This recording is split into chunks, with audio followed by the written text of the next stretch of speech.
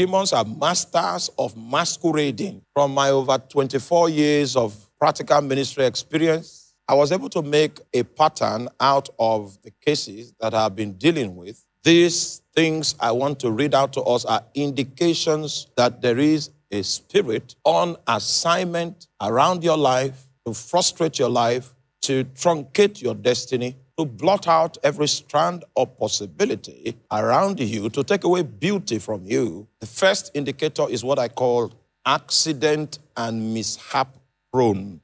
Whenever you notice that you are accident or mishap prone, it's an indication of the fact that a demon has been sent on your case. Job 1:13.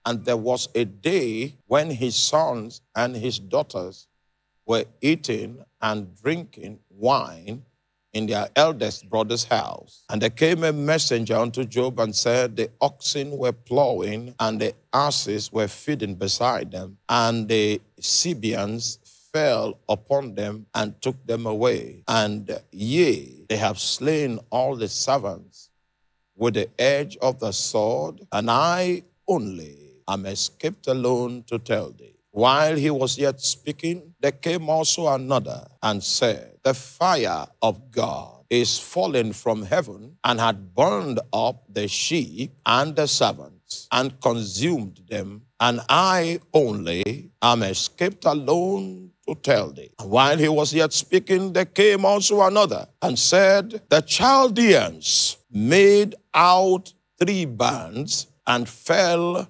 upon the camels and have carried them away. Yea, they slain the servants with the edge of the sword, and I only am escaped alone to tell thee. And while he was yet speaking, there came also another and said, thy sons and thy daughters. Now, let me leave that 18 there. I want to explain something with 18. Accidents, mishap. When you begin to see such patterns, it is highly suggestive of the fact that there is a demon, an intelligent personality that has been deployed to destabilize your life and to set up roadblocks against your possible achievement, attainment, fulfillment, or success. Especially when it is reoccurring, we have a strong case to say that there is a demonic person. Meanwhile, it will interest you to know that this account we just read is about Job. And those mishaps began to take place the moment the devil left the presence of God after negotiating with God to give him some allowance with Job, some latitude with Job, so that he could exploit Job and exploit his circumstance with the hope that Job will curse God to the face. So it was a competition that was taking place. God was bragging on Job, and Satan was given the liberty to test the loyalty of Job to God. And Satan was excited about it. The moment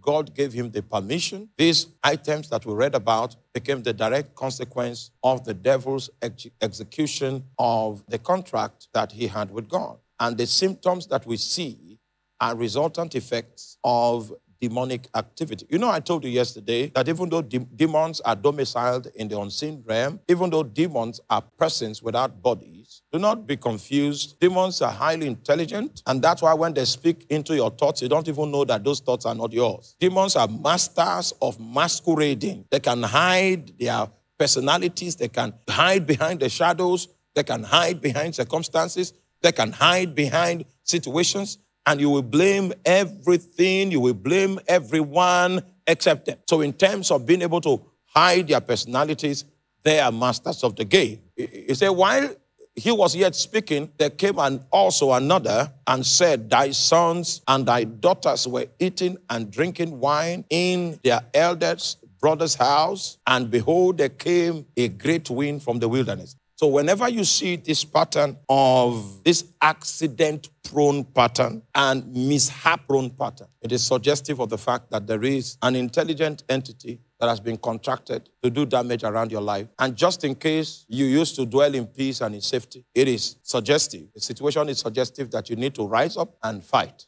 Second symptom that demons are on your case is what we call the near miracle syndrome. Near miracle syndrome. Person almost got married and then something now happened. The moment it happens twice and a pattern has been created, don't go to the psychiatrist. Don't attend a class in philosophy. Look for how to expel devils. You are already in the center of a situation of warfare. Near miracle syndrome. Or you see someone that is so graced, someone that is so full of potential, but translating the potential into something worthwhile is almost an impossibility.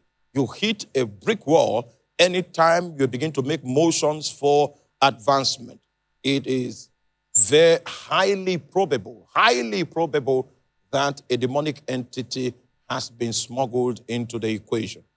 We were in the university, and there was this guy that my friend went and brought. He was now with us, squatting with us in the room and all of that. Then we came one day and saw that he had drank, those days, I don't know whether they still sell it. There's something they used to call shaving powder those days. Shaving powder. The guy had drank shaving powder to die. So when we came, we slapped him on the back and he vomited what he drank. And he was angry with us that we did not allow him to die. So when he calmed down, he began to tell us his story, that this was not the first university he has attended. He attended so place, and while he was advancing towards the end of graduating, he had a crisis. Went somewhere again, continued, was making some progress, about to finish first semester, second semester.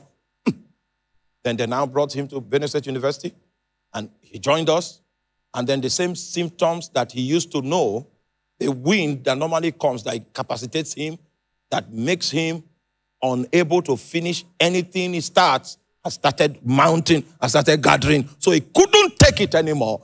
He decided that before we come back from lecture that day, he would just kill himself because there was no reason for him to live. We now began to interview him to know where the demons were coming from, and then it was not a secret to him. His father was a member of a secret cult, and his father wanted him to take his seat upon his death in the cult, because that's the way of the cult, to keep the cult alive. Someone that is in your family must take your place, must bear your title, must carry your staff, must wear your ring, and must wear your robe. So it was time for him to be initiated so that he can be next in line to mount the father's throne. Oh my, I don't have time to tell you about his father.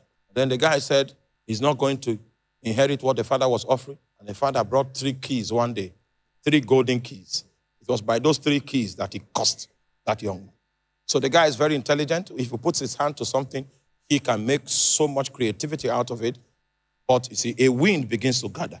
And when that atmosphere begins to form, it doesn't matter the height he has attained, he will not be able to accomplish it. And he felt so incapacitated in the face of that challenge that when he saw it forming the 3rd time, he just felt, okay, the best thing to do was for him to take his life.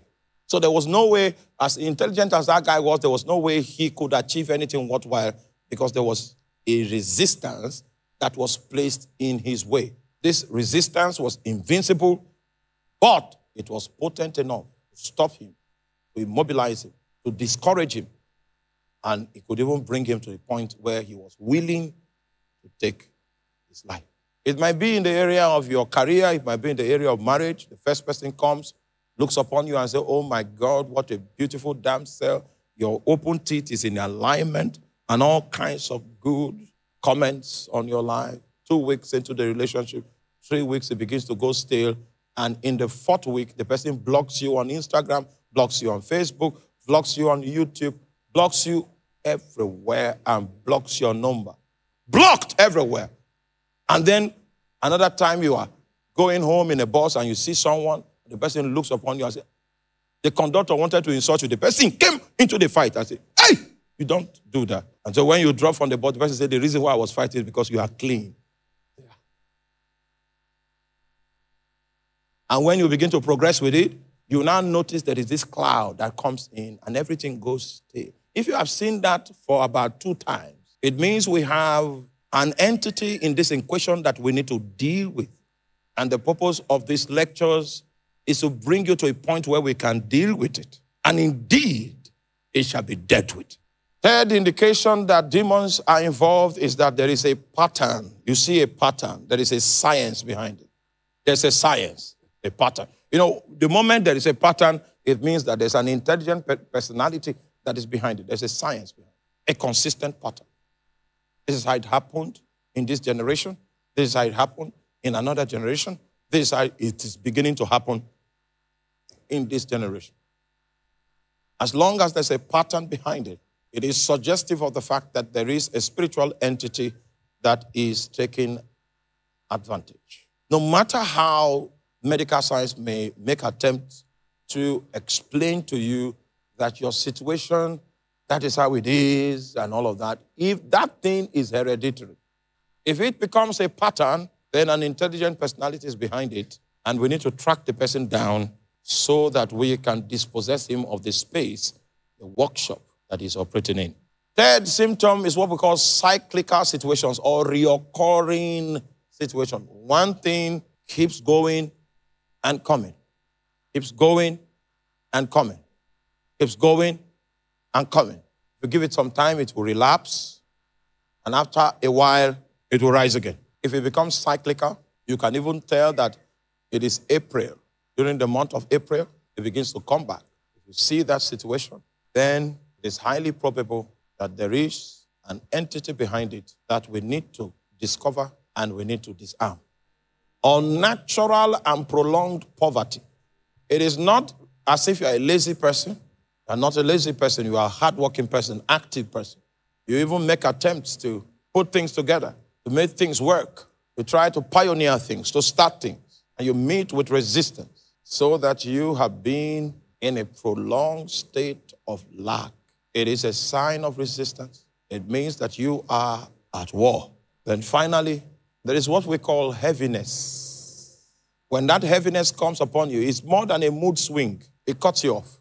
But the Bible says to appoint unto them that mourn in Zion, to give beauty for ashes, the oil of joy for mourning, the garment of praise for the spirit of heaviness, that they might be called the trees of righteousness, the plantings of the Lord, that he might be glorified. The Lord wants you to be his planting. He wants you to become a tree of righteousness anywhere he plants you, so that you can install righteousness as your working principle in the marketplace, in your office area.